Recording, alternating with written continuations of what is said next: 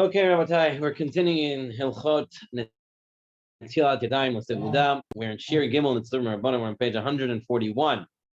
The past two shiurim on Hilchot Netilat Yadayim, we learned about the keli, the type of keli it has to be. We learned about the water.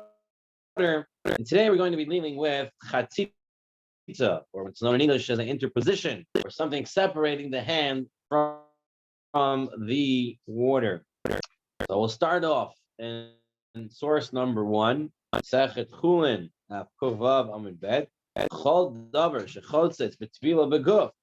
Anything that's considered a chatzitza, if a person would go to mikvah, right? So for us, you can look at when your wife goes to mikvah, how she prepares to make sure there's no chatzitzas, right? And that would be an example. Anything that could be a chotzetz, a separation act for actual tefillah, chotzetz v'netilat yadayim l'chulin is also considered a chatzitza, a interposition when it comes to washing the hands for netilat yadayim.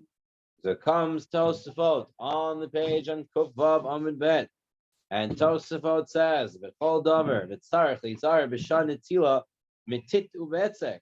Person has to be careful during netilat yadayim to make sure there's no mud or dough underneath his fingernails. The chotzin b'tefila, because they make a chatzitza during tefila. So we'll have to deal with that. We'll get to it. Kiditnam v'sach l'mikvaot.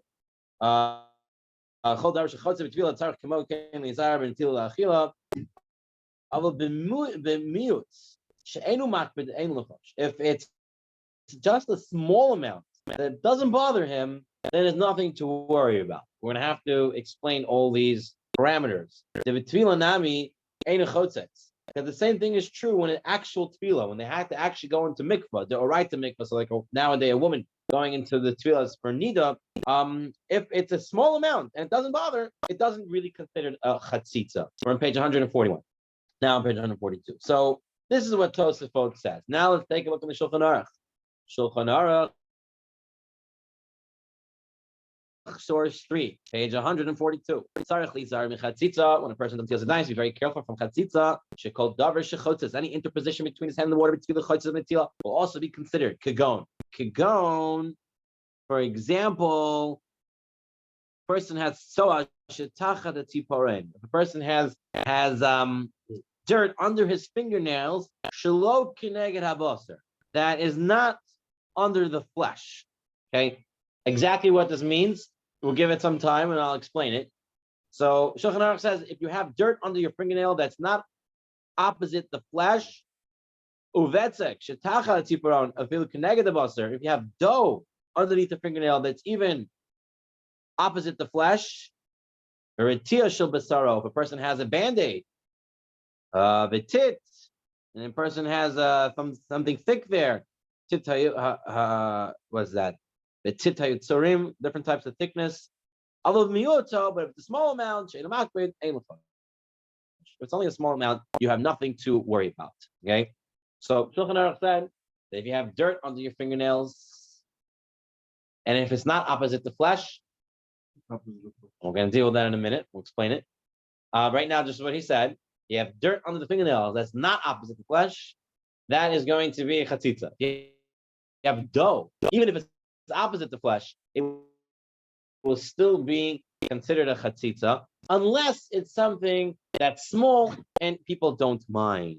Comes the Ramah.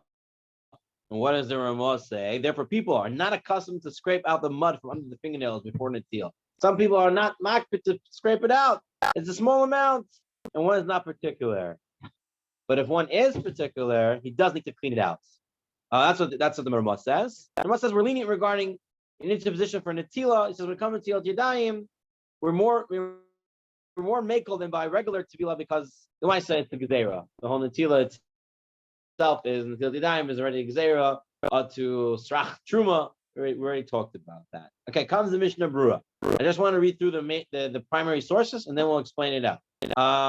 So comes the Mishnah Berurah and says as follows. I'll give you a short introduction. He says, when it comes to tefillah, actual tefillah d'oraita, going to an actual mikvah, you have to be very careful not to have a chatzitza. mutbak ala guf be'et tefillah. Nothing should be attached to the guf, to the body when you're going to tefillah. Because if you have something attached to the guf, water is not touching that spot, so it's not doing tefillah. If you have a chatzitza, if you have something blocking the skin, and you go into the mikvah, you didn't do mikvah, you didn't do tefillah, because something was blocking. The only time, according to the Torah, it's considered a chatzitza if it's on the majority of the body.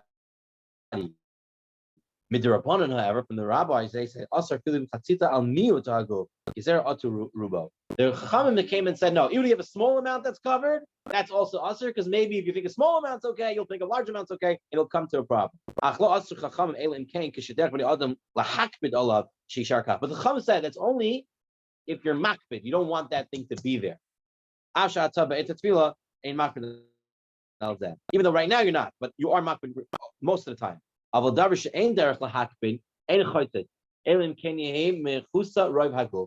something that's small and you don't mind, it's not considered a chatzitza unless it covers most of the body.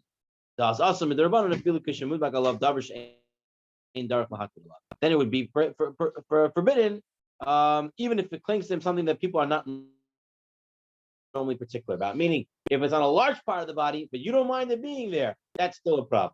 Okay, not necessarily a tattoo. No, it's not a tattoo. You can't make a tattoo. But tattoo is already in its skin, in its ink in the skin. We're talking about a person has a. We're going to talk about no, it's not chatzitza.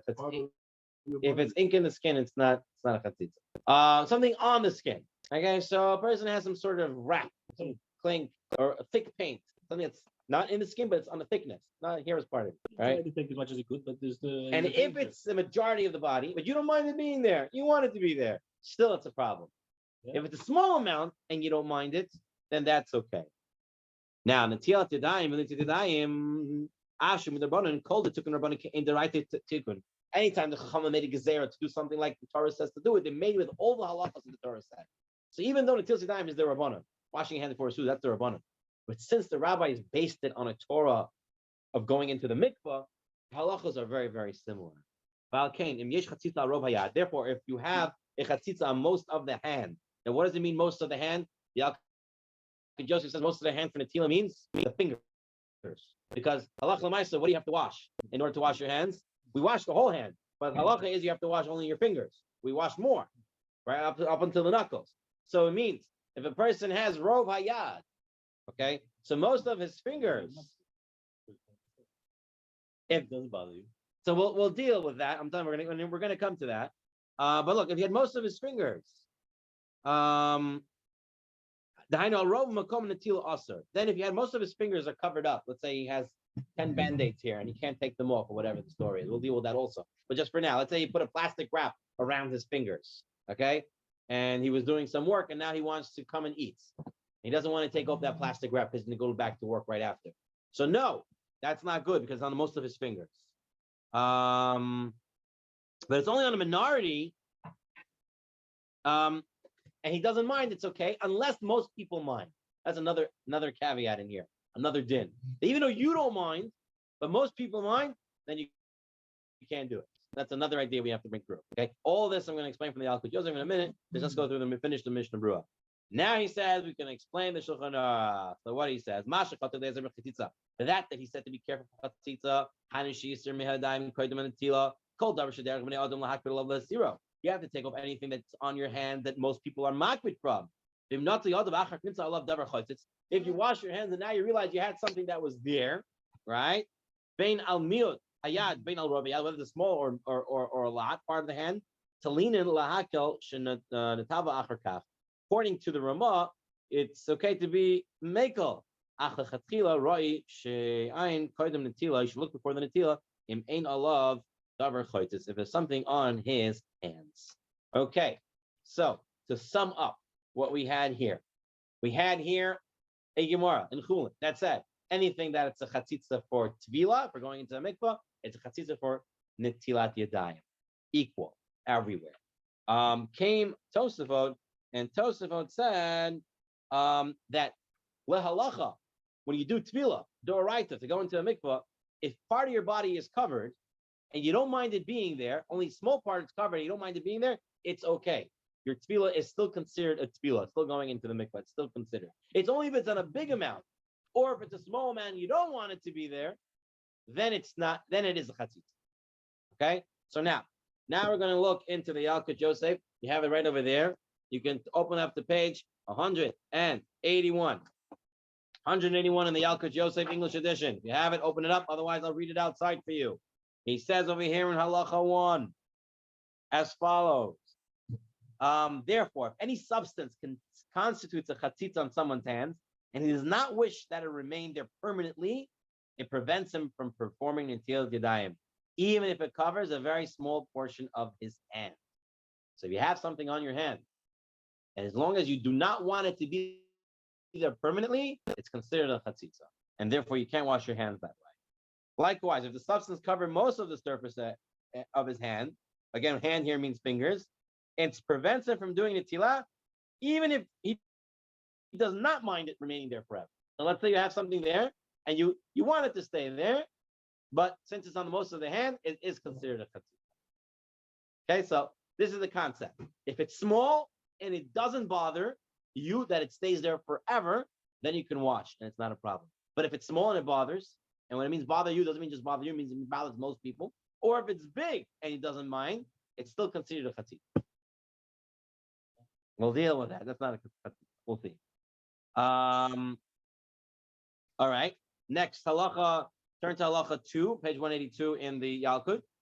When it says surface area of a hand, we mean the fingers alone. The fingers, because the halacha, you have to wash your fingers for the Netilat Yadayim. So when it says robe yad, it means robe of the fingers. Okay. The next halacha we have to look at is note 112.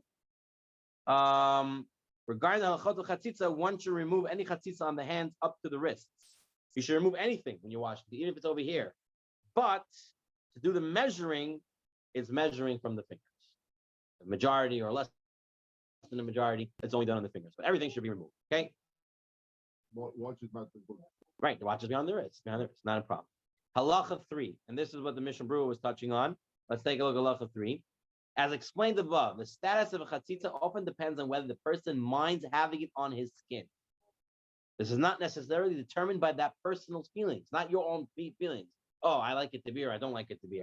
If most people would mind having this substance permanently attached to their skin, then it constitutes a chatzitza, even if this particular individual would not mind it remaining there permanently. So you don't mind it, but majority of people mind it, then that's going to be a problem. So painting is a little different. He's doing paint, and he has paint all over him. Now he comes, he washes his hands, he gets most of the paint out. Any painter that is in his field will try to do the most. They're not, and then he's not particular, but the little bit like he has in his hands, look at top of page. Look at top of page 183.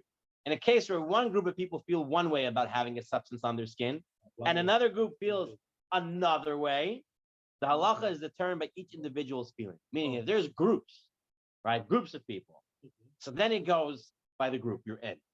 Okay, someone who minds having something attached to him permanently must consider to chatzitza, where someone who's not mind may ignore. For example, here's your painter. A painter or artist whose hands are constantly spotted with paint are allowed to perform a Netilat Yadayim without cleaning from their hands. Another person who's not a painter would not want it there. So then they would have to paint, they would have to wash their hands before doing it. Now, whether that still applies today, that's a whole different story. We won't have to get into it. The reason why it may not apply today anymore, the halacha Bara, David Yosef brings down, and not only him, but others bring down as well, and we'll get to it as we continue, is that today there are so many cleaning agents, and most people wash their hands often enough, and especially before they eat. And so it may even be that most painters are washing their hands before eating. Everything. Okay. Well, for example, he uses the solution, right? Mechanics. For half an hour, it doesn't come out. Yeah. That's fine. You're going to see that what you have is not an issue at all. We're going to deal with that in a moment. Okay, let's move on to the next section in the Tzurba. So those are the main halachot. That it doesn't depend on your feelings. It depends on most people. Minority, and if it's a minority part of your body, minority part of the hands, and most people don't mind it, you don't have to take it off. If it's on the minority part of the hand, but most people do mind it, you do have to wash. If they're grouped, you go according to the group. If it's a majority, you have to take it off. That's what we came out. Okay. Now, dirt and dough under the fingernails. Remember we said opposite the flesh, not opposite the flesh. So let's figure out what this all means. Okay, flesh is your body, your skin. Opposite, what's opposite? Okay, so let's take a look. So the Rush brings it down. Anything that is considered a chatzitza for mikvah is considered a chatzitza for netilat yadayim. Kagon. Anything that's underneath the fingernail that's not opposite the flesh, ubetzek and dough, even if it is opposite the flesh. Okay. Now, what does it mean? Parallel or opposite to the flesh? Satar tabai takatzer. This is the Rashba, right? The Rashba says ezehu shelo keneged the bazer. What does it mean? That's keneged the bazer, opposite the flesh. Hayat tziparon gadol. So let's say if you have a long nail, right? The odef al habasar, that it extends past the flesh. V'nimtzaat to'a b'tziparon tachat oto makom she'odef al habasar zehu shelo keneged the bazer. That's what's considered not opposite the flesh. So what that means is you have a long fingernail, and in the longer part there's dirt. That's going to be now considered a chatzitza. If it's under the flesh, that's not a chatzitza. But when it comes to dough, it is considered a chatzitza, even if it's under the flesh, between the fingernail and the flesh. Okay, we'll take a look again in the Mishnah Berurah. Shelo keneged the baser. Kagon imatziparon gadol. Right, it's big and extends past the flesh, right? And the tzoah sheyesham tachat odav zeh, under this growth, there in Bnei Adam, most people are hakbid l'nakotam, but shemius shemhachi chayt tzarich lihatzir ota hazuma kedam netilah. He says because what happens if most people have dirt on the extension part, they're makbid about it. They don't want it to be there, so they take it off. Right? What's underneath, it's hard to get out, right? It's okay, it's not going to get into my food. But what's in here, in the extended part, they will be concerned. They will take it out. Therefore, you have to take it out when you do Netilat Yadayim. Artificial nail. Or if you grow them long. Oh, let's artificial. It's not their body. Okay, artificial is a whole nother idea. The whole artificial nail might be a chatzitza. The nail itself might be a chatzitza. So now, for Netilat Yadayim, you're going to have to take them off? We have to deal with that. I don't think I actually went through artificial nails. No, but you said it's whatever is for mikvah, it's for the Netilat Yadayim. Yeah. So now there's a problem. The Syrians have that job. No, we just read to go with it. He missed it with Well, do you allowed to use them in the long last, what's it? He asked about artificial nails. We'll have to deal with artificial nails. Right now, we're dealing with, so we have to deal with it. Right now, we're dealing with dirt under an extended nail. So you have a long nail, okay? If you don't cut your nail for a while, guess what? It'll get long. Okay, so underneath that long nail, dirt came. That dirt is considered a chatzitza, because most people will take it off. So you have to take it off before you wash your hands if you have long nails. Okay? Now, when it comes to betzek, so the Mishnah Berurah says, babatzek, batzek, batach, and a segel. Okay, batzek, derech b'nei adam lahakbid afilu neged habasar. People are makbid to not have it, even under the skin. What's the reason? Because what are people going to say? That's what Rav Shmuel Wozner in the next part, he says over here, people are going to say, what, you're feeding me from the dirt of your fingernails? So when no one wants to see that you have dough inside your fingernail, therefore no one leaves it there. No one leaves it there, now you have to remove it. Okay? So that's what we come out with. That if you have dough under the fingernail, that's still considered a chatzitza. We have dirt under the fingernail, but not on the extended part, that's not considered a chatzitza. Okay, let's take a look on page 183 and the Yalkut Yosef. You have it open in front of you. Look at halacha 4. Halacha number 4. If someone's fingernails are overgrown, they're not considered a chatzitza as long as they are clean. Regarding a woman going to the mikvah, the customs to make sure that the fingernails and toenails are cut short. Prefer them for fear that some dirt might stick under them when they go inside, right? For the mitzvah of Netilat Yadayim, there's no such minhag to be that careful. It's highly impractical to have one trim one fingernail daily in order to fill the mitzvah of Netilat Yadayim. Imagine telling everybody to cut your fingernails. I couldn't do that. My fingernails are very sensitive. That's why I don't always cut all the way down. They hurt. Nevertheless, then he brings down ladat hamekubalim. According to the mekubalim, you don't want your fingernails growing long. They're very bad for your spiritual health. It makes all the evils attach, right? All this din and all these bad things. So you want to keep your fingernails short. Therefore, you should cut them every Friday. So if you're a mekubal, you have no issue with this halacha because your fingers or nails are always short. Remember what I said? Okay. Boil. So now, if someone's fingernails are long enough to protrude further than the ends of his finger, and the dirt's attached to the inside of that portion, the extended portion, that is a chatzitza. You would have to clean that fingernail. This is because most people would not want this dirt to remain. He must at least remove the dirt before performing Netilat Yadayim. If the dirt is attached to the fingernail to the point within the length of the fingertip, that means it's in here between the flesh and the fingernail, right? That is not a chatzitza. This is because most people do not mind leaving this dirt where it is. Therefore, it's something small and minor. It's a small part. It's miyut, something that they're not makbid on. Therefore, it's not considered a chatzitza. What if it's penetrated in there? The dirt penetrate or like a dye went through. So dyes, we'll deal with dyes in a moment. But so far we said if it's underneath the fingertip, right? So it's in your skin. Removable. If it's in your skin, it's not a chatzitza. If it's between your skin and your finger, I don't know if you make a hole in here and put dirt in, it's still not going to be a chatzitza. If it's batzeh, if it's dough, it is. All right, I'm talking about dirt right now. All right. Okay.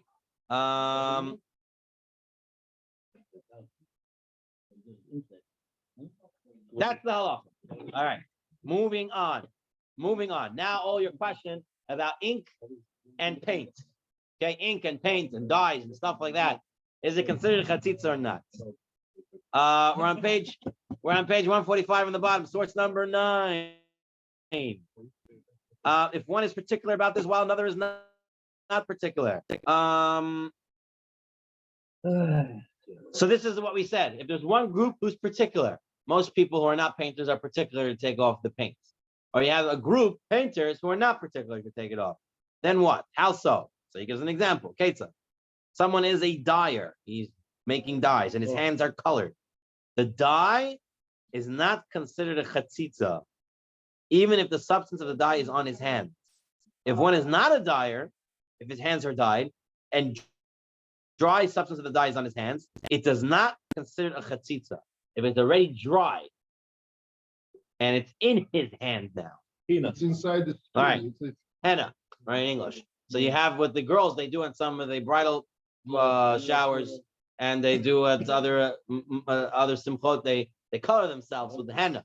So henna, it's an ink, it's a dye that goes into the skin. So that's what he says here. The Rashban is turned to buy it. He says, even if you have a dye, as long as it dried and it went into the hands, it's not chatzitza anymore, right? And he says, for decoration,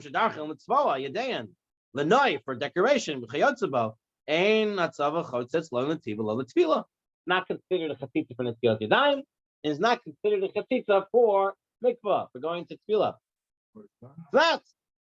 It's not on the skin, it's in the skin. Different. The issue is if your skin is touching the water or not.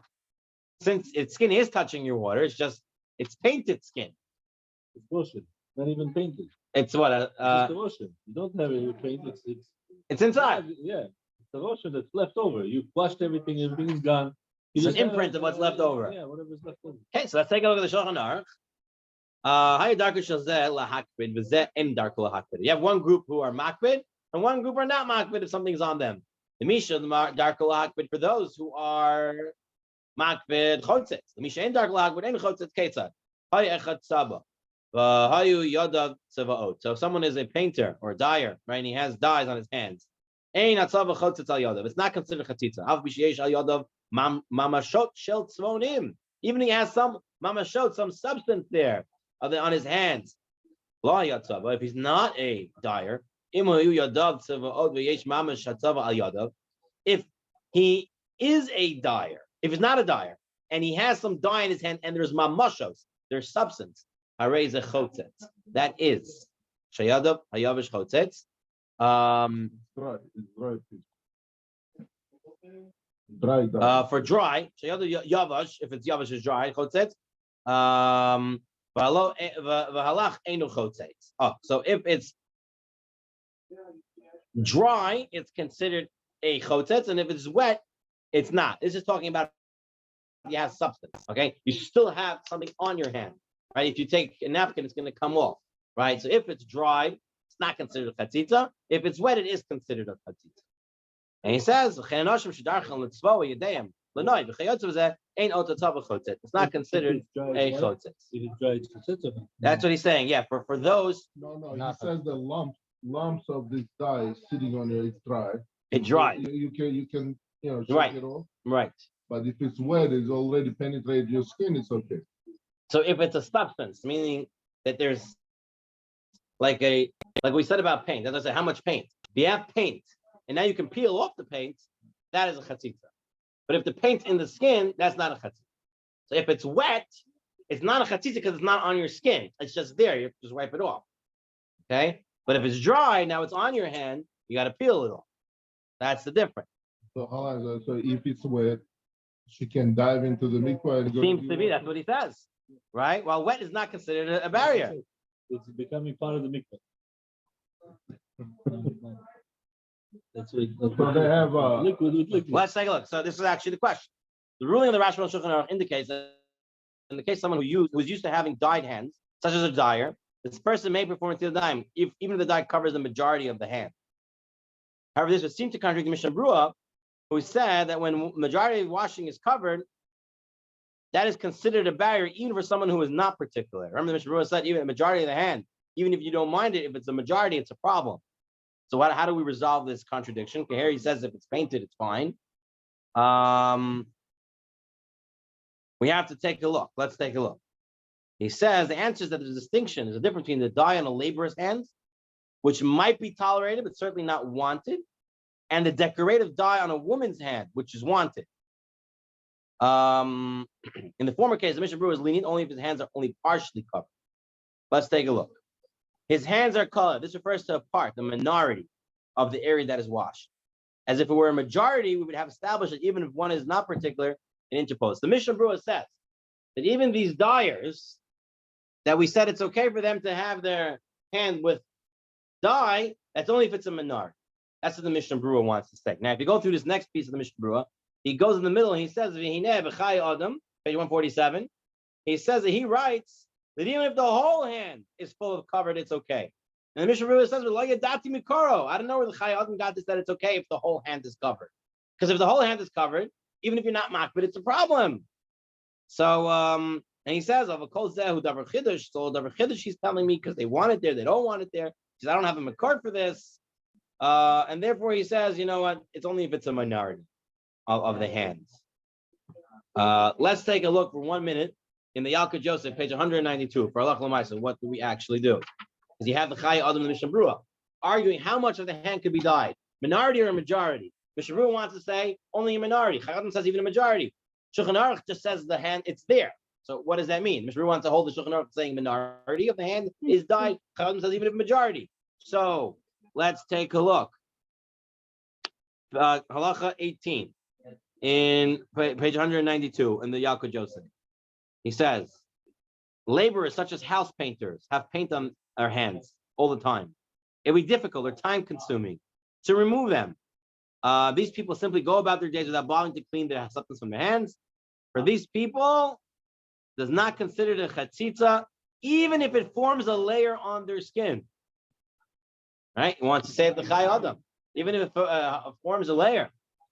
Likewise, a scribe who spends hours each day writing tefillin mezuzah, and his hand has ink on them.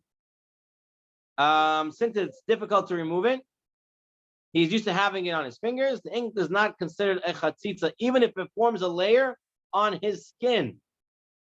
Even if it forms a layer. This halacha applies as well to a shochet, moel, butcher, mechanic, and other such professionals. So you hear, Gabriel, even for you, professionals who their job gets their hands stained. Okay? Well, how butcher gets? I don't know, blood from the animals. Like, hey, let's say it gets stained. A shoemaker sometimes also their hands get from all the polishes, right? However, it applies only when the substance covers less than half the surface of his fingers. He sees the Yaakov Yosef is going with the Mishnah Berurah. He's going with the Mishnah Berurah. The Yaakov Yosef is going with the Mishnah Berurah that as long as there's less. So it could be considered a case of chatzitza that covers only a minor portion. If it covers more than half the surface of the fingers, even these people must remove it in order to perform Netilat Yadayim.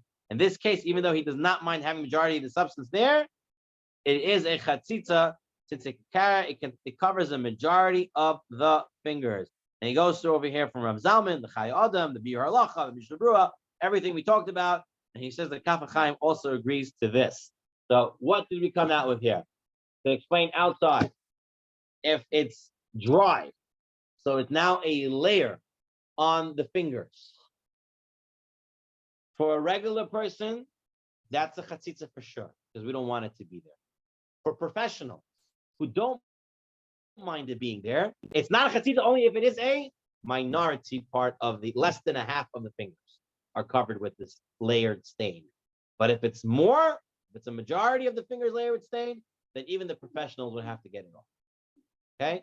That's the halacha l'maaseh. What do you mean by majority? Fingers. So you have 5 fingers that have to get washed. 3 fingers. So- One finger is okay. So if you take the calculation of all the area, then you do half. So let's say these 2 fingers, which are the biggest of the fingers, or the thumb, and let's say this finger. Okay, let's say put all these 3 fingers. Had the stain in it. This is definitely more than majority of the fingers. This would be a problem, right? And the finger means the whole finger to the knuckle. All this is covered, right? If I can calculate this is more than 50% okay, it's more 50% clean, then it's okay. I can wash like that. But if I think it's more than 50% stained, a layered stain, right? So then it is a chatzitza and you have to take it off. Okay, let's take a look at the Piskei Teshuvot. He says that the majority of people are makbid, take it off, it's a chatzitza.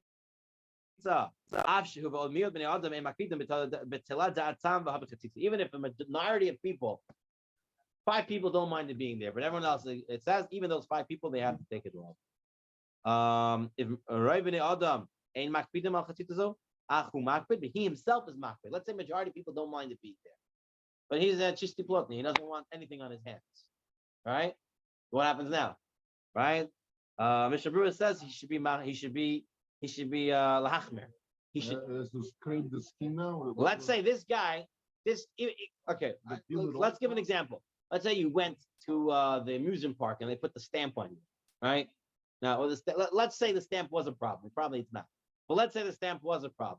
Right? But it's a small. I'd say it's a big stamp. Right? Whatever it is. If a majority of people don't mind it being there, and one guy minds it being there, so what about that one guy who minds it being there? What does he do? So he's saying here, since he minds, he should wash it off. Even though the majority of people is not a problem, but since he minds, it's going to be a problem. Fine. So far, so good. Everyone got all the halachot. We have them all clear. But who's enforcing this? You yourself. No one's watching you. You have Oh, to know. yeah, one mind. That's why I don't know. I mean, So you have to know. There's cloud. What people do. See, you have to understand. Today, also, most people wash their hands more often, right? So, more times you're probably going to have to wash things off. In the olden days, they didn't have access to soap and water as much as we have today. Purell and stuff like that. Yeah, it's a big problem with plumbers. Not only problem with the municipal, the sewage system. It's used to be bacteria used to live there and eat all this fat. But now all the antibacterial soaps they killing them and builds up, the icebergs of grease. Oh wow! Yeah, So what do they do with the grease then? it's a big problem. Soak it up somehow. No, you can't. It becomes dry. It's like a soap floating, Okay. Now the Shulchan Aruch made a difference between wet and dry. He said if it's if it's a layer, it's a chatzitza. If it's wet, it's not. So let's take a look at the Mishnah Berurah. Mishnah Berurah says we're on page 148, source 14. The wet is not considered chatzitza because it dissolves in the water. If I have a wet ink on me, what happens? It's just going to get washed off, right? It doesn't matter. And the water of the Netilat retreats his body. This is the rule for paint as well. So this is also for paint. Right? It's the same status as ink. But if there's no substance, what happens if there's no substance anymore? Right? There's nothing on my skin, just a slightly colored appearance. The notion of a barrier does not apply. It's not considered a chatzitza. So to blackening that has no substance also does not consider a chatzitza. Like we talked about the shoemakers with the polish, the hands become more blackish and stuff like that. Since there's no substance, there's nothing on the hand, it's in the skin already. That is not considered a chatzitza. He says over here, look at page 193 in the Yalkut Joseph, where you are. 20, halacha 20. Dye that goes into the skin and does not form a layer is not a chatzitza at all. Whether on the hands of a professional or whether anyone. The fact that one's hands are discolored is not a chatzitza. If someone put iodine on a wound, right? Iodine makes a color onto the skin. It's not considered a chatzitza. Likewise, pen ink is not considered a chatzitza. So you can write on your hand with pen all day, every side, and it's not a chatzitza.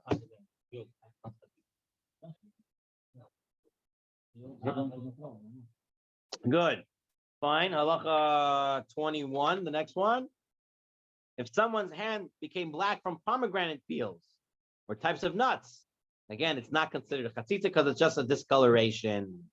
If a layer of ink has dried, right? Now it dried and you have a layer, that is a chatzitza. Okay? A scab, something on it. Right. Very good. Looking back here, 149, page 149, source 15 in the Tzurba, he says, including in this category is the color residue that ends up on one's hands after peeling various fruits and vegetables, iodine, blackened from soot and smoke, blackness on the side of the pots that get onto your hand, pens, marks of pens in modern times. None of these are substance. But he says, and this is important, in the case of residue from very sweet drinks, which spilled onto someone's hands. So you had a soda. It gets sticky. That sticky is considered a chatzitza. Even though it's transparent. Right. It's considered a chatzitza because it's sticky. It's there. There's substance on it. Even from the meat, sometimes like the bones on the meat, like ox's tail and all these things that they. And you feel the sticky substance? stuff. Yeah. It's the same idea then, yeah. How Bukharis eat it sometimes. It's very right. sticky to do. Even right, if you wash it sometimes, you have to do it very thoroughly too. You have to wash it very well to get it off. Right. So that's not in the skin, that's on the skin. You might not see it, but it's on the skin. It's a chatzitza. Yeah, it's a chatzitza. People are generally particular to clean a stain. And even if it's a minority, because people don't like stickiness on their hands, they want to wash it off. So even if it's a small part, you have to get it off. But drinks that are not sweet and are not sticky is not a chatzitza. So let's say water spilled on your hand or tea, right? As long as you didn't have any sugar in the tea, like this tea right here, no sugar inside, but it was spilled. It's not considered a chatzitza. Okay, even if there's a stain from the color, because again, discoloration. Coffee without sugar, right, will be considered not a chatzitza. If it's spilled on your hands and make your hands darker. Now. This comes to the next point. The Shivot V'Hanagot or Moshe Sternbach, he says, today when it comes to scribes or writers, since they are particular to wash their hands with cleaning solutions when they finish their work, we therefore cannot allow them anymore to wash their hands with Yadayim without cleaning them, since they certainly clean it for Shabbat. He says, and they're not washing it during the weekdays because you're just lazy. Therefore, it's considered filth, and it is a chatzitza. He says, I'm not sure about painters. He says, I'm not sure about painters, but he says it's proper for them. It's not proper to be lenient for a painter either. And so says the halacha berura. This is Reb David Yosef Shlita. He writes, Uzmanenu shahamayim mitzuyim derech rav hatzavaim v'asofrim linkot heitev v'tidayim Besiyam avodatam b'mayim of chamurein nikuy mechudim. He says they have special cleaning agents and special water. Water's everywhere, and people wash their hands. Majority of painters, majority of scribes, they do wash their hands. Therefore, it's considered that they're makbid, and therefore they would have to wash their hands, even today. So although we wanted to say painters are the group who don't mind, halacha bara and others saying, you take a look at the Alka Joseph, page 193, halacha 19, he says some posts suggested in our times, even the professionals listed in the previous halacha do care to clean their hands thoroughly of paint, ink, and blood or grease staining them. In our times, we have cleaning agents that can remove them easily, changing the situation. Even though he might not care to take time to clean it thoroughly for his lunch break, he does care about taking it off when he goes to work, he goes home. Therefore, he must remove the substance from his hands before Netilat Yadayim. So that's why the halacha might be slightly different today when it comes to painters and those people who don't mind, because they do end up cleaning it. In the olden days, they didn't have all these cleaning agents to help them clean, so they just left it. Today, they are makbid. You're going to come home, his wife wants his hands clean. So she's going to say, wash it. So how often he can do paint thinner? It's going to penetrate and go into his organs. So this is like a special paint remover that does it from the hands? Paint thinner, if you got paint thinner, just put it or kerosene or this kind of things, right? Gasoline or whatever. Right. So now it's not healthy. Same. So he should pack a non-hamotzi lunch. Should pack a non-hamotzi lunch, right? Okay. Now let's move on to scabs. We still have rings. Rings are another issue we have to get to. Take them off, leave them on. Okay, let's do scabs first. So what's a scab? Scab is something from a wound, right? They have something from a wound on you.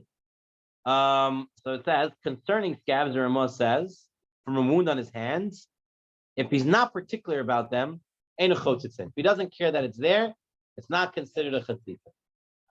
Okay, says the Magen Avram, and if it hurts to remove, even if he cares about them being there, he doesn't want them to be there. But if he doesn't want you to take it off because it's going to hurt him, that's also okay. And it's not considered a chatzitza. Right. That's why you don't want to take it off.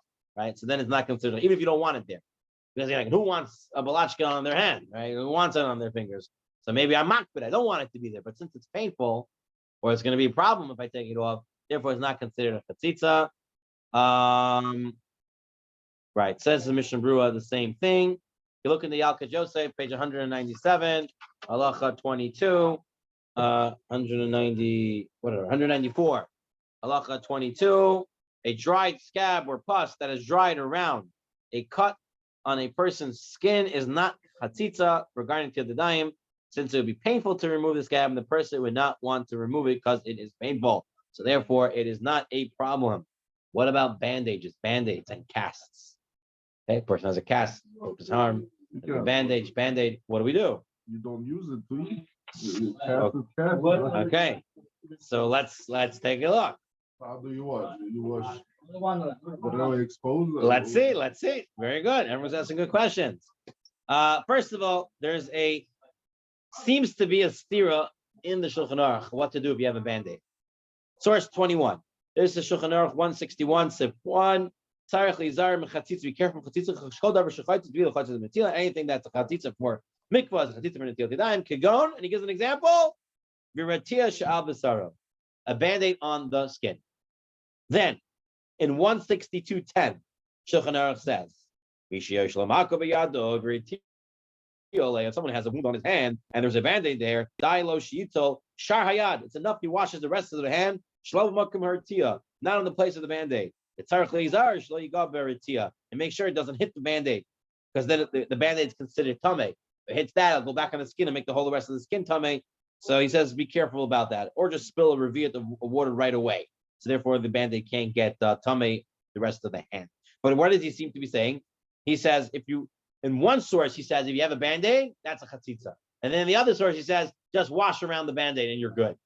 So which one is it? Is it a chatzitza or it's not a chatzitza? What are we doing? Very good. Depends if there's a wound there or not. So let's take a look at the Mishnah Berurah. Mishnah Berurah says, even though later on we're going to say, the Siman Kuf Samach Bet Sif Yud, page 152. Then Tzarech Lital Klal Al Makum Haritia. The Mechaber Shulchan Aruch says you don't have to wash in the place of the band-aid with time to kimish and yachol litol ba'otomakom havi kimishin etzbao, because since the band-aid is there, it's considered that the finger is not there. Okay, you have the band-aid on a finger, right? That means that finger is not there anymore. Finger is out, it's cut out. The middle. So Whatever is covered by the band-aid is considered if it's not there. That's what he says. So that's what it is. not there. What? The finger or band-aid? The area that the band-aid is, the finger is not there. The ain't tzarech litol rak sharma kumayad. You only have to wash the rest. It's as if it's cut out. Right. You only have 4 fingers, 4.5, whatever is covered by the band-aid is as if it's not there. You don't have to wash it. Hatam. Hold it away, put the water. No, even if you pour it on it, it's okay. It's not a chatzitza because it's not there. La halacha, it's not there. As if it doesn't exist. What about you said previously that too much? Right. So you have to pour a whole revi'at of water at one shot. 3 ounces of water on one shot on that hand. Or put the rubber protector, whatever it is. No, it's not better just to pour it on one shot or pour it around it, which is going to be too hard to pour around it. So you pour 3 ounces of water immediately on one hand. And that way it can't get retummed. Okay. He says, now, hatam haloy mayr beyesh lo maka. That's where it's talking about where there is a wound. That's why it's okay to pour over it. It's not considered a tzitza. Therefore, no one will ask you to take it off because you have a wound there, right? It'll be considered a very, very, and he's not going to open it during the meal. He's not going to touch it because it's painful for him, right? So our worry is if you're going to take off the band-aid in the middle of the meal and you didn't wash that part. But if you have a real wound there, you're not taking off the band-aid. So therefore, we don't care about it. It's not as if it's not there. But in this siman where he says the band-aid is a chatzitza, he doesn't have a wound. Rak michosh ba'alma, he has some pain. Right? Especially children love putting on band-aids for pain. Oh, it hurts me here. Give me a band-aid, right? They're putting on band-aids all over just for pain. So that's a band-aid that's not a band-aid. It's not for a wound. So therefore, you have to take it off, and it's going to consider the chatzitza. Therefore,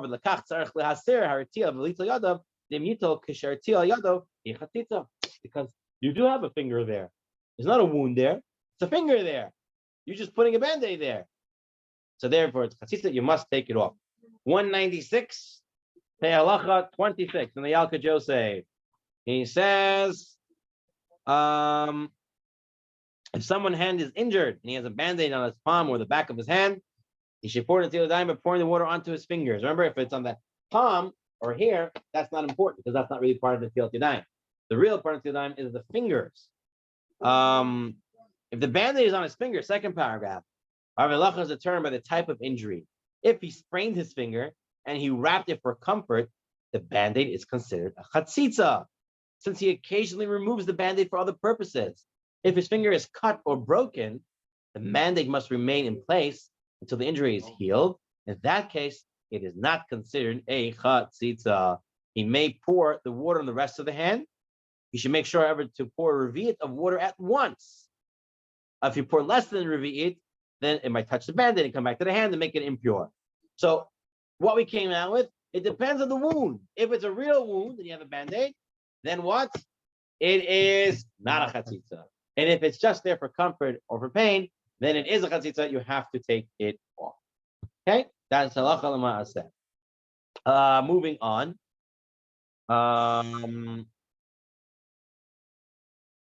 What is the halacha concerning one who has a cast on one hand? Does he wash his other hand? Yeah. I have a cast on one hand. Do I wash the other hand? Now, when I wash my one hand, okay, wash my one hand. Do I still say Netilat Yadayim? Show me he's already saying yes. The answer is yes. But let's go through the sources. Okay, let's go through the sources. Okay, so what do we do with one hand? I'm watching one hand. What do I do? So he wants to bring Rav Ovadia Somech, right? He was the one of the teachers of the Ben Ish Chai. In his Shalosh Teshuva Zivchei Tzedek, he says one should make a bracha And he bases it on the following Shulchan Aruch and Magen Avraham. It says, if they were sitting at a meal and a person left to use the bathroom, he should wash the one hand. He went to do number one. He should wash the one hand that he used to wipe. That's what Shulchan Aruch says. Now, we already learned that Shulchan Aruch said if you washed your hands after using the bathroom during the Suda, right? The halacha is you have to wash your hands again. If you went to the bathroom, you have to wash your hands for the Yadayim. The question is if you say the bracha or not. Shulchan Aruch said you should say the bracha. We said we go like the Shlomo Luria, and we do not say the bracha again, even though if you wanted to go to Shulchan Aruch, you could. And Magen Avraham says you wash one hand, say Al Netilat Yadayim. So therefore, you should say Al Netilat Yadayim. So what about amputee? Should say Al Netilat Yadayim. Still Yadayim? That's what he seems to be saying. Now, Rav Ovadia Yosef argues with this. He says you can't compare it to using the bathroom because he was never required to wash anything other than one hand. He already washed his hands the first time. Now he used the bathroom. Now only one hand became tamei, so he has to wash the one hand. Meanwhile, here the guy wants to eat. He really needs to wash two. Just one of them is band-aid up. It's not as if you already washed both. So he didn't do what the Chacham told him to wash both hands. So how could he say Netilat Yadayim? Okay. So Rav Ovadia is arguing not to say. He didn't pass on the halacha yet. He's just arguing that. Now he brings from the Ben Ish Chai. The Ben Ish Chai says, I'm leaning towards saying that he should say the bracha. He says no one talks about it. I don't know what the halacha is, but it seems that he should say the bracha. And he found some Tivuat Shor who writes that it's better to place oneself in a situation of maybe saying a bracha levatala than not saying the bracha at all. It's a very big hidud. Hear what he says here? Rather say the bracha than not say the bracha at all. This is from the Tivuot Shor. And therefore he says, say the bracha on Netilat Yadayim, even if you're washing one hand. Continues the Chacham Ovadia in his Shalat Shuvah Yechavadat, and he says, although I'm arguing that you shouldn't say it, but from the Ben Ish Chai and from this Tivuot Shor, they're saying to say it. And he says this is also the psak of Rav Yaakov Sofer and the Kaf HaChaim. Therefore, if you're washing only one hand because one hand's in the cast, you should say Al Netilat Yadayim. Yadayim. Even if it's in the cast. Take a look at page 198 in the Yalkut Yosef, halacha 27. If someone's hands and fingers are covered completely with a band-aid or a cast that cannot be removed, he must report Netilat Yadayim in the second hand alone. In this case, he still recites the blessing of Al Netilat Yadayim and not Al Netilat Yad. The same applies to someone who has injuries all over his hand and is not allowed to wet it. So if you only can wash one hand, you wash one hand, but you say the bracha of Al Netilat Yadayim. Yadayim means two hands, but that is the way you say the bracha. He still has two hands. One is only in the cast. Right. What about the amputee? The amputee has one hand only.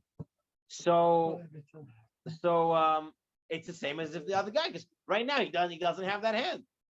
What's the difference? He doesn't have his hand always. He doesn't have his hand. This one is permanent. That's Who cares? You right now only have one hand that you're washing, and you're saying Al Netilat Yadayim, so it should be the same thing. I don't see it being a difference. Right? You have one hand. Remember, what are we doing now? I have one hand to wash. One hand to wash. Al Netilat Yadayim. That's it. Okay. Now, the bracha. You don't change bracha. Bracha is Chacham Ovadia continues in his Shalat Shuvah Yechavadat, and he says, but why are we saying Al Netilat Yadayim? We should say Al Tilat Keli, like we say Al Tilat Keli. We used to follow him, have him in Hag. If we go to the mikvah to make kelim, we say, if you have one keli, we say Al Tilat Keli. And if we have more than one, we say Al Tilat Kelim. Some Ashkenazim don't have that minhag. They always say Al Tilat Kelim. Even on one. That's the way some do it. You'll see in Kol Seif, you'll see someone went and put in parentheses Keli. And you saw that ever? Look, it's a handwritten. It's hand drawn. It's not part of the thing. Someone came and put Keli. I guess some Sephardi guy came over and got circled as Keli. Because most Ashkenazim, they always say Keli, even if they're doing one Keli. That's the way they just do it. So he says, why don't we say like we do Al Tilat Keli and Tilat Kelim? So I have one Yad on the Tilat Yad instead of Yadayim. So he says the brachot are distinct from one another. You can't compare these two brachot. Why? During Tilat Kelim, Chazal made a bracha al Tilat Keli because it's common for someone to immerse one keli. You go to Amazing Savings, you're having guests come over, you go to Amazing Savings, you buy one thing, and you turtle one thing. Say out keli. But the mitzvah Netilat Yadayim is the Netilat Yadayim. Most people have two hands. So the bracha is situated for two hands. And that's the Nosach of the bracha. And you leave it like that. Right? And if we're washing only fingers, so even one hand is still 5 fingers. So you're saying the fingers are hands? No, hands are hands. No, hands are hands. Yeah, I hear what you're saying. The fingers could be, I hear it, Netilat Yadayim. But then it'll be on the Tilat Etzbaot, right? It'll be fingers. Still, you say you wash your hand, your dime, and you still wash only fingers. Okay, so we're saying that is the yad. Who said this is the yad? This is the yad. 5 is the yad. Yad, you dime, so it's part of the yad. I hear what you're saying. It's good. It's good. I hear it. And so here he brings the Yalkut Yosef, Chamisak Yosef. It also says the same thing. You will say on the Tilat Yadayim and not on the Tilat Yad. Okay, so Cham Yosef here already knew this from the beginning, but now he went through the sources. We have a few more minutes. Let's try to go through rings. Rings are a big one. Okay, I'm looking around to see if anybody here has a ring. Right, we don't have rings. Some of our men do wear rings. I had a friend of mine, a relative of mine, who's I didn't think he would put on a ring after his marriage, but he was wearing a ring. So why not? He says his wife thinks he's very cute, so he doesn't want other girls to go after him, so he wears a ring so everyone knows he's married. Okay? Or Hashem. Tell you another trick, you can put on a beard and you'll be fine. Most people won't bother you once you're wearing a beard. All right. Fine. Let's see. Rings. So he brings from the Bet Yosef.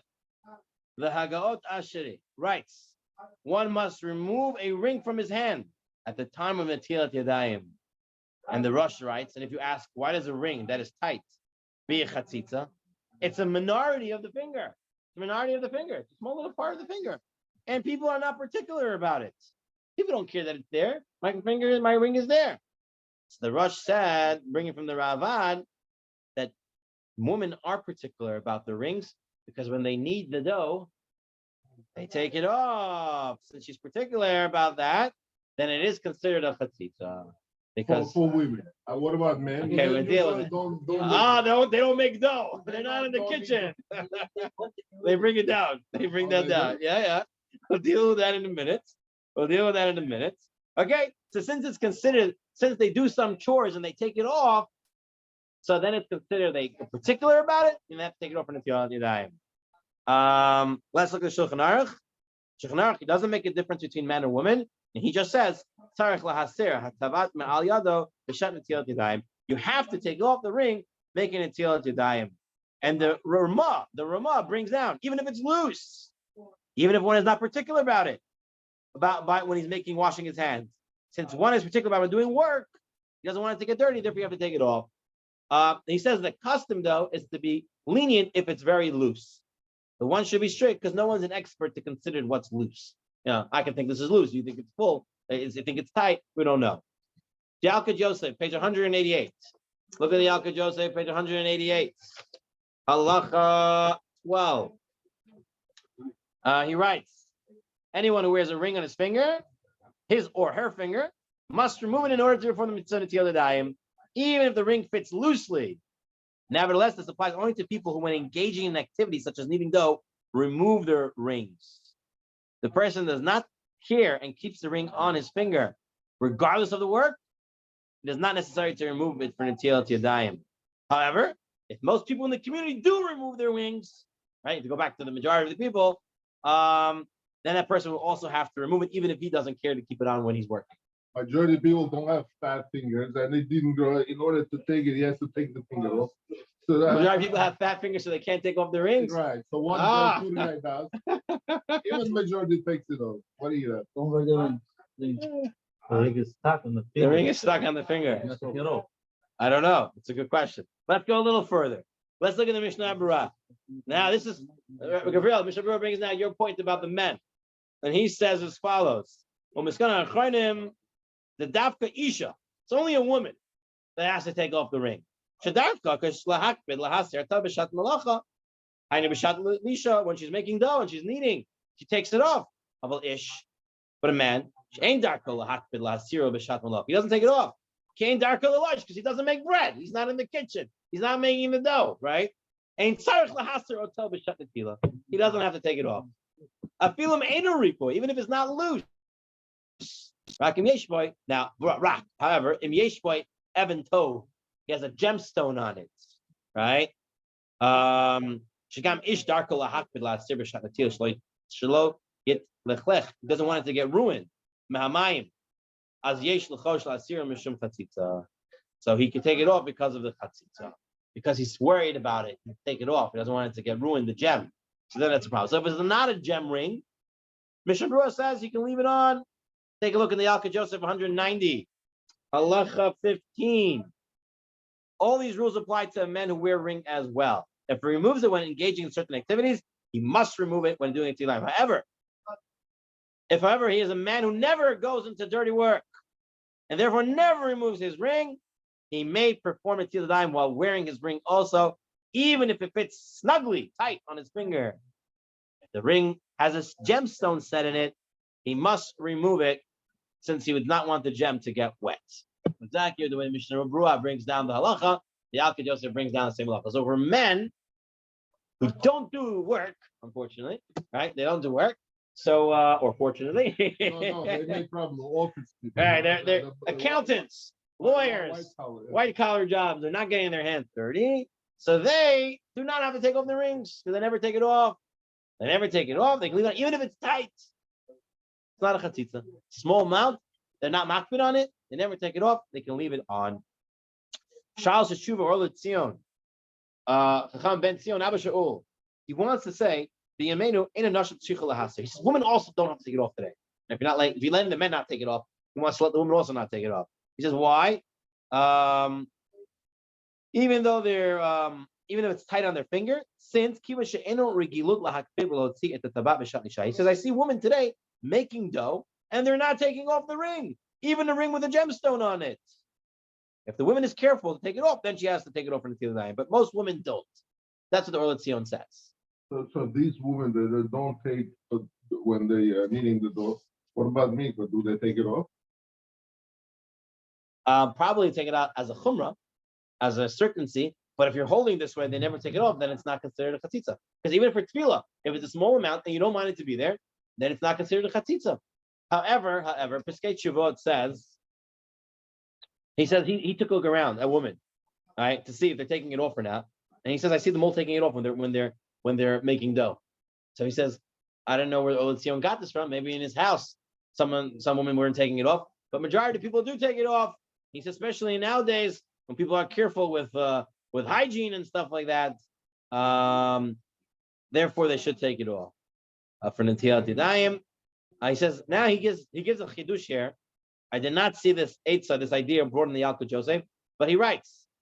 We'll look over here on page 158, the second paragraph. In case of a woman who is particular to remove her rings from Yadayim while she's in a place where she's concerned she will forget the rings, it's a real concern.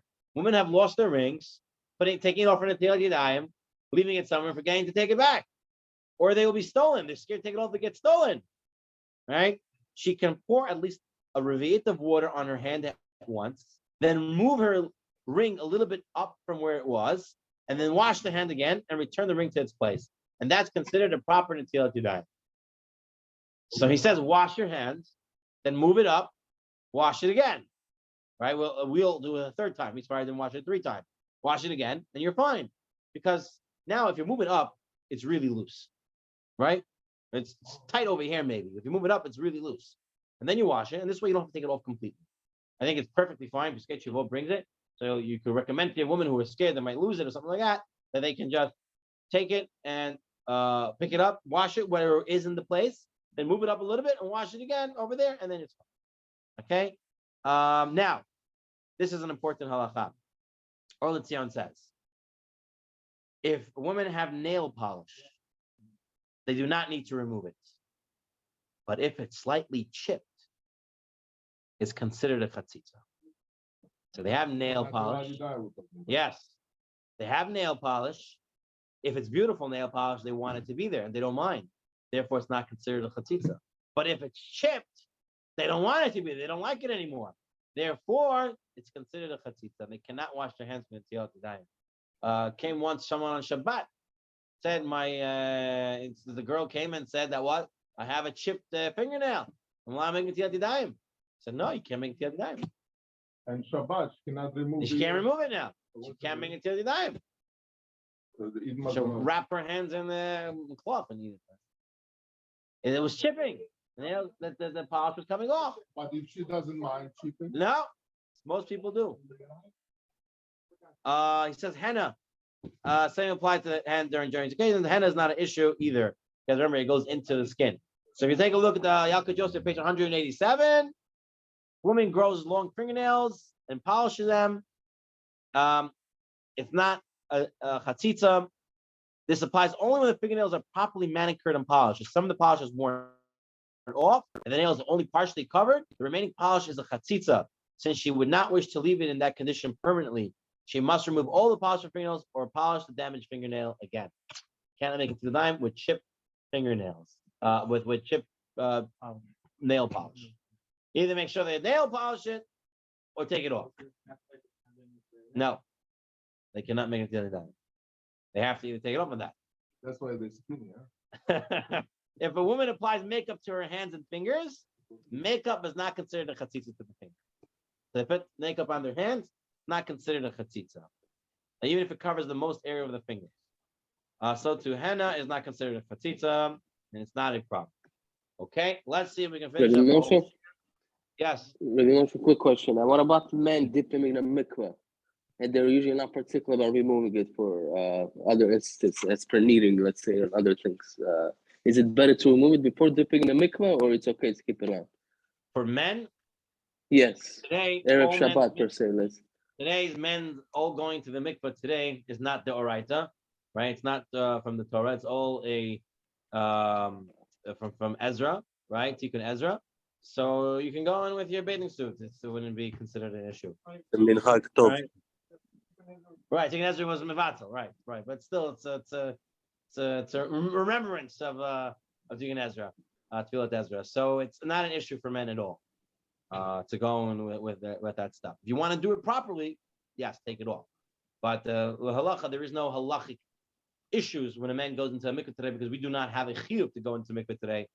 Our mikveh is not a doraita mikveh, whereas a woman is different. The woman is a doraita mikveh after she's a nida, and therefore all these din of chatzitza would apply to that.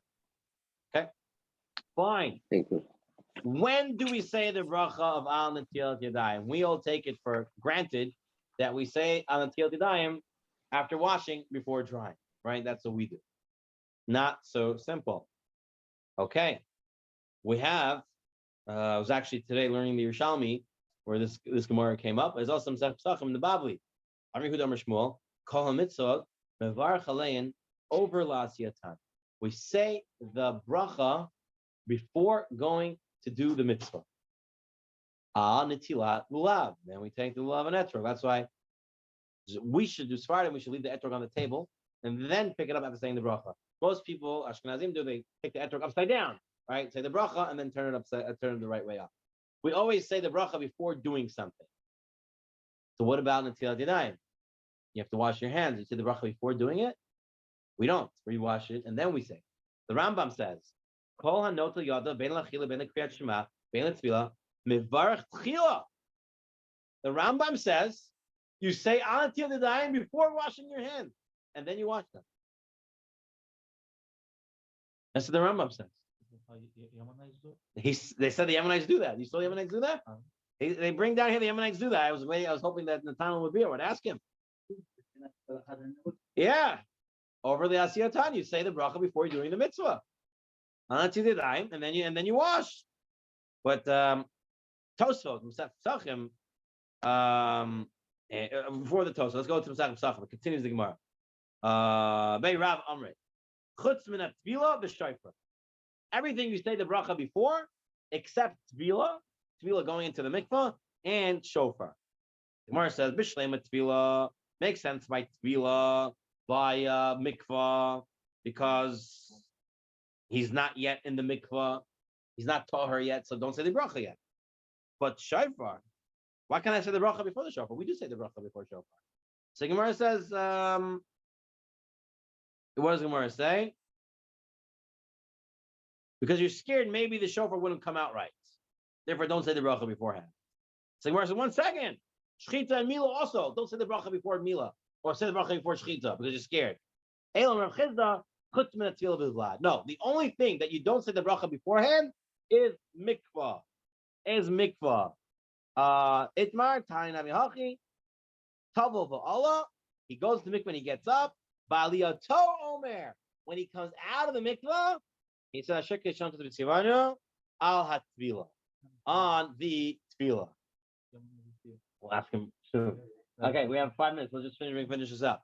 So now, this Tvila. The Gemara says the one thing you say the bracha after you do it. That's Tvila. Going into a mikvah. What about the candle? Shabbat candle? So we spotted him say the bracha before lighting it. Yeah, it's Chalaji says over the time. Ashkenazim light, they cover their eyes, they don't see it, and then they say the bracha. Now I see it. Now, Tosfot says from Rabbeinu Chananel says this bracha of tefillah that the Gemara says you say after you go to the mikvah, that's only by a ger. When a woman goes to tefillah, they say a bracha. He says that it says they say when they come out, that's a ger. Because a ger is not a Jew yet. He can't say a bracha. So therefore, he says the bracha after he comes out. But everyone else who goes in should say the bracha beforehand. So Sephardic women are actually supposed to say the bracha of al tefillah, al tefillah. They say it before going in. In fact, some of these mikvah places over here would ask them, are you Sephardi or Ashkenaz? Because Ashkenaz would go in once, come out, say the bracha, and then go in again. Okay? Or something, some of that. There's different ways they do it. But us Sfaradim, very pashut. Over last year time, before you do the mitzvah, you make the bracha. Say al tefillah, and then you go into the mikvah. Okay? That's what Sfaradim do. So then that's what you bring to Rabbeinu Chananel. Left from Gerim. So Gerim do like that. So that's what Tosfos says next. The Tosfos says we do it like that all the time. Why? Something Ashkenazim do all the time. They like to we don't mind to make differences. We don't make difference. You know, if a ger has to do tefillah and says the bracha afterwards, so we'll also say the bracha afterwards. Majority was ger. No, it's because there's a case that you have to do it afterwards, so we'll make all cases go that way. Okay. Then he says another idea, and he says the same thing now will apply to Netilat Yadayim. Because they do it by mikvah, we'll do it by Netilat Yadayim because it's comparable. Then he says another idea is, and this is the main idea, and this is what we mostly go with, is that the mitzvah is not over until you dry your hands. Right. So that's why, what do? We wash our hands, and before we dry it, we say Al Netilat Yadayim, because we're still involved in doing the mitzvah. That's what we do. That's what he brings down here. And how do you know you have to dry your hands as part of the mitzvah? So he brings Gemara Sefta Sota that says if you don't dry your hands before eating bread, then your bread becomes disgusting. It's disgusting. Your hands are wet and you're touching bread. Who wants to eat it like that? It's not good. It's considered tameh. The person doesn't dry his hands before eating the bread. It's considered tameh. Okay. So why don't we say bracha and then wash hands? That's what, because the mitzvah is being continued. It's part of the mitzvah. No. You said that the washing only the bracha goes after performing the mitzvah. Right. But only by a ger. Rabbeinu Chananel wanted to say. No. When washing, we wash. We wash. So we're saying it's still part of the mitzvah. Still the beginning of the mitzvah. The mitzvah's not over yet until you wash, until you dry your hands. Until you dry your hands. The Shibbolei Halekit agrees with Tosfot. Shulchan Aruch says Mivarach. Shulchan Aruch says Mivarach Kodem Netila. Wash your hands before Netilat Yadayim. Shekol mitzvahs Mivarach Aleim over last time. You should say the bracha before you do the mitzvah. But he says the minhag is not to say it until afterwards, because sometimes your hands are not clean.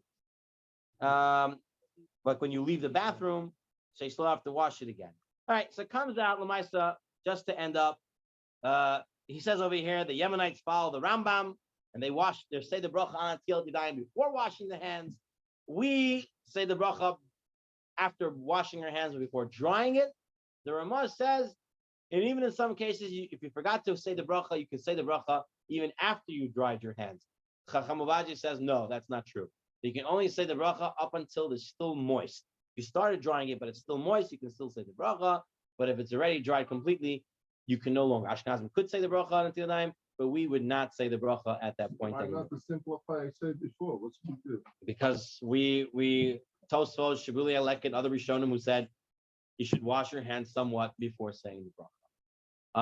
So let me ask you something. After the bathroom, Yeah, we're gonna do it right now. One should not do so according to Halacha. All right, we'll finish over here.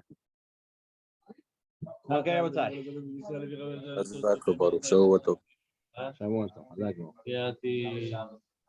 Thank you. Amen. Amen.